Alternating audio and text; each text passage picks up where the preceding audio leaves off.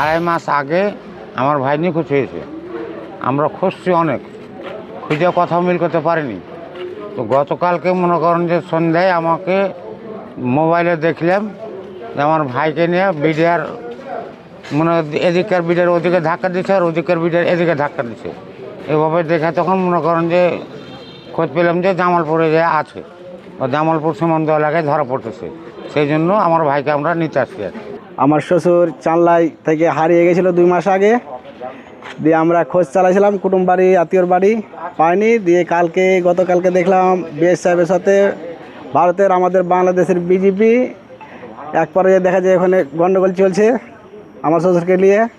দিয়ে বিজেপি উদ্ধার করে আমাদের জানাইছে এবং জানতে পেরেছি মোবাইলে।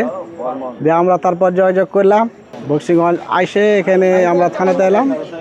এখান থেকে আমাদের এখন বুঝিয়ে দিয়েছে, আমরা খুব ভালো আনন্দ পেলাম, খুশি হলাম। আমাদের বক্সিগঞ্জ থানাধীন রামরামপুর আপনার বর্ডার আছে। আপনার এই এলাকায় বিজেপির সদস্যরা আমাদের বাংলাদেশের এই কামালপুর ক্যাম্পাসে এখানে বিজেপির সদস্যরা এই এলাকা আমের ডিউটি করেন, টহল দেন, এই বর্ডার দেখভাল করেন, খোঁজখবর রাখেন, ওনারা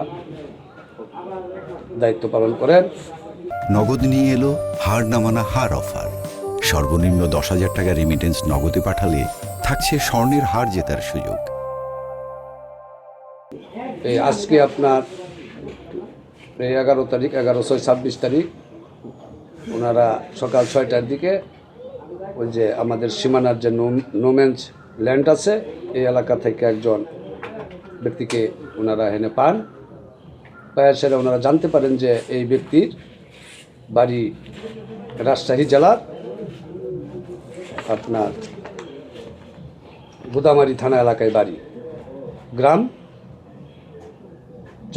গ্রাম হলো আপনার চান্দলাই। তখন এই সংবাদটি আপনার বিজেপির সদস্যরা ওই স্থানীয় এলাকায় এই লোকটার আত্মীয় স্বজনের নিকট সংবাদ দেন। এই লোকটার নাম ষষ্ঠীচন্দ্র বর্মন। এই লোকের ভাই এবং তার মেয়ের জামাই থানায় আসেন। ইতিপূর্বে এই বিজেপির সদস্যরা এই ব্যক্তিটাকে থানায় নিয়ে আসেন এবং সংবাদের প্রেক্ষিতে এই ব্যক্তির ছোট ভাই এবং তার মেয়ের জামাই থানায় আসে। আমরা এটা আমাদের কর্তৃপক্ষের সাথে আলোচনা সাপেক্ষে এটা আমরা তার আত্মীয় স্বজনের, তার ভাই এবং তার মেয়ের জামাই তাদের জিম্মায় আমরা তাকে বুঝাইয়া দিই এবং এটা আমরা জিডি মূলে তাদেরকে বুঝাইয়া দিই। এরা আমরা তার ভোটার আইডি আছে এবং আমরা স্থানীয় ওই থানার গোদামারি থানার মাধ্যমে আমরা তার ঠিকানা এবং নাম ঠিকানা আমরা যাচাই করি।